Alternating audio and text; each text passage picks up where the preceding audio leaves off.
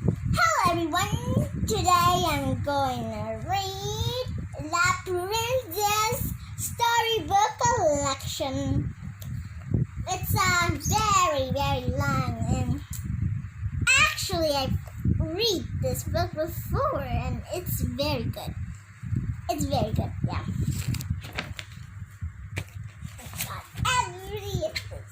First, Belle, the Perfect Pearl, Cinderella and the Last Mice, Ariel and the Aquamarine Jewel, Aura and the Diamond Crown, Rapunzel and the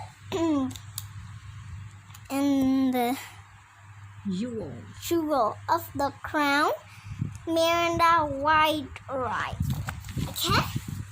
First is Belle and the Perfect Pearl.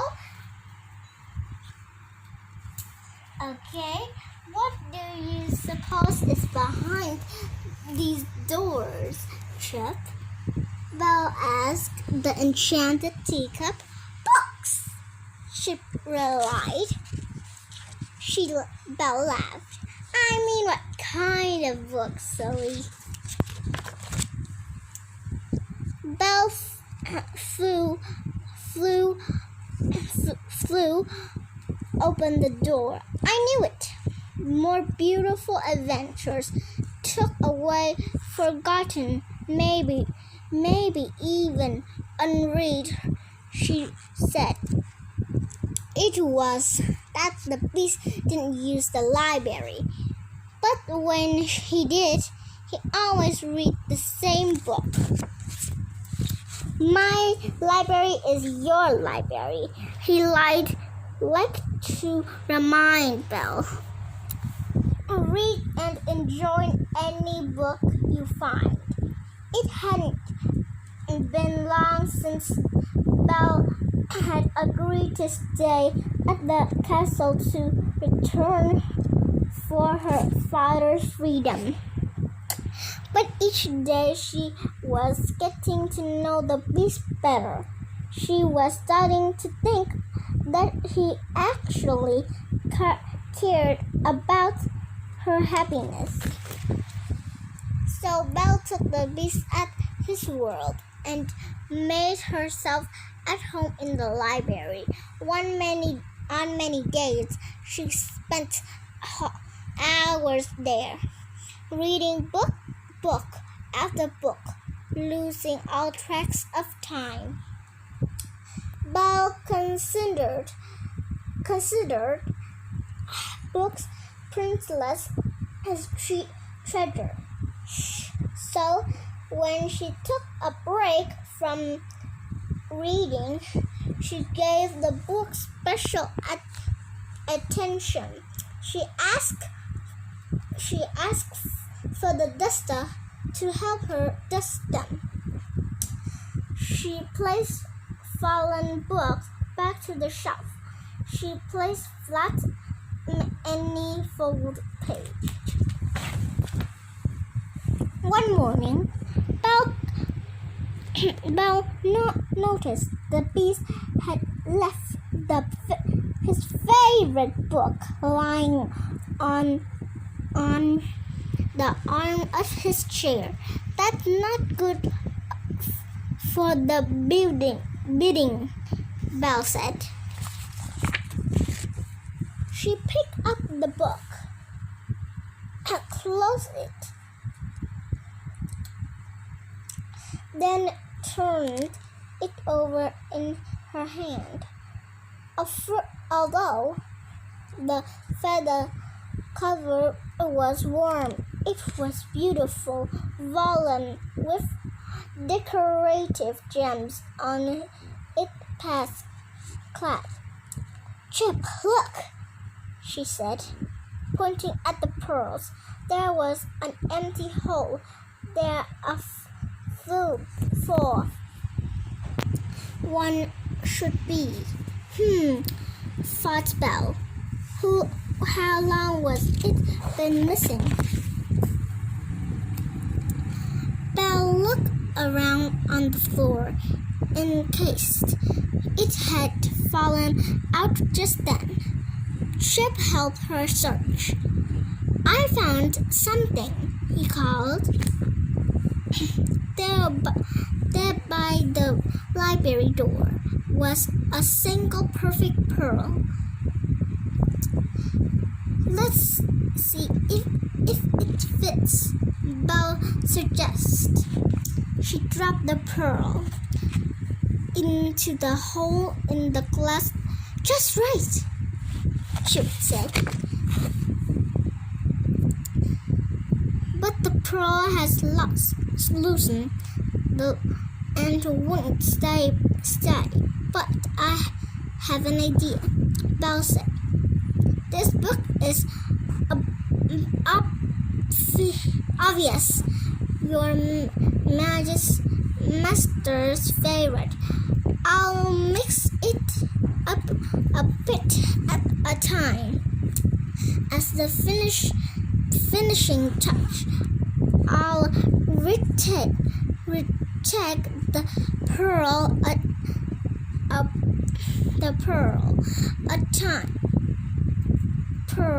then you can surprise him, Chip cried. Belle muddled. She had happy to do something nice for the beast. Belle got right to work. She borrowed some rags and polish from Mrs. Potts and gently cleaned the feather cover. Then she put the book back on the beast's chair so he wouldn't miss it. But when the beast came into the library, he didn't pick up his book. He seemed to be looking for something. Can I help? Belle asked. No, he bellowed. Then, more quietly, he added, I mean no. Excuse me. Without another word, he left the room. Belle was startled, but shivered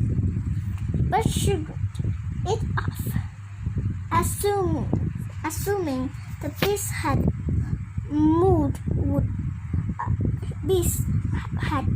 bad mood would pass.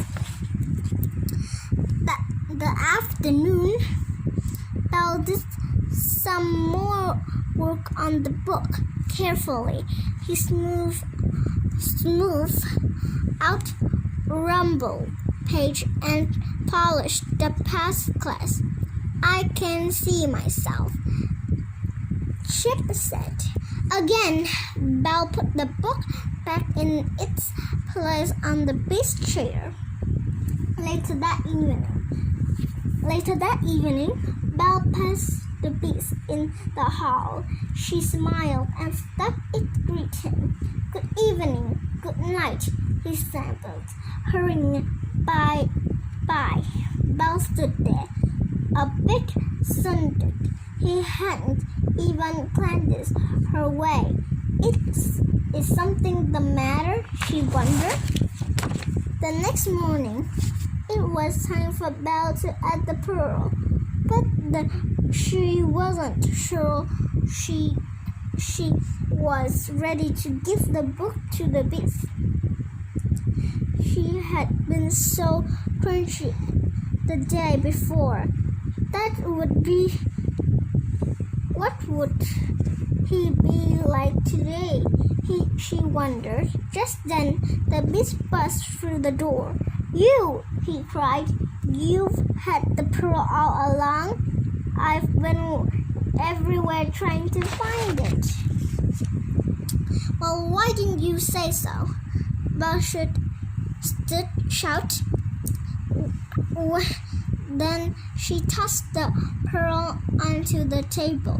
By the way, I've been fixing your book as a surprise.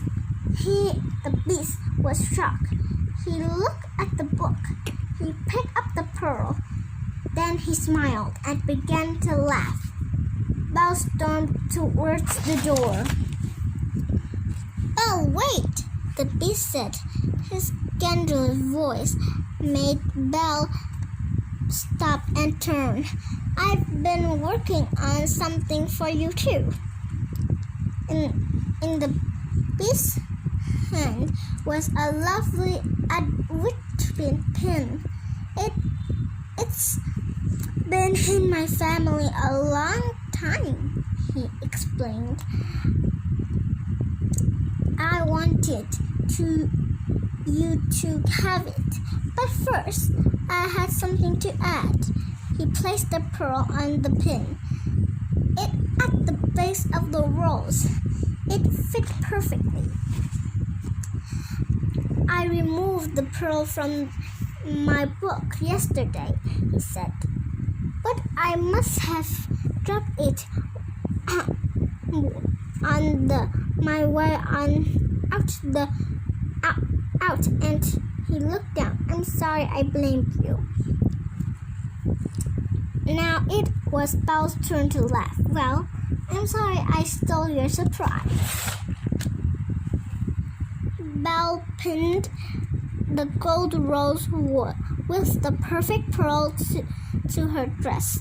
Then she watched as the beast noticed his book's shining past, claps, polished cover, and smooth page. Thank you, Belle, he said. You've made it new. Belle and the beast still had much to learn about one another, but their hearts were in the right place. Goodbye, everyone!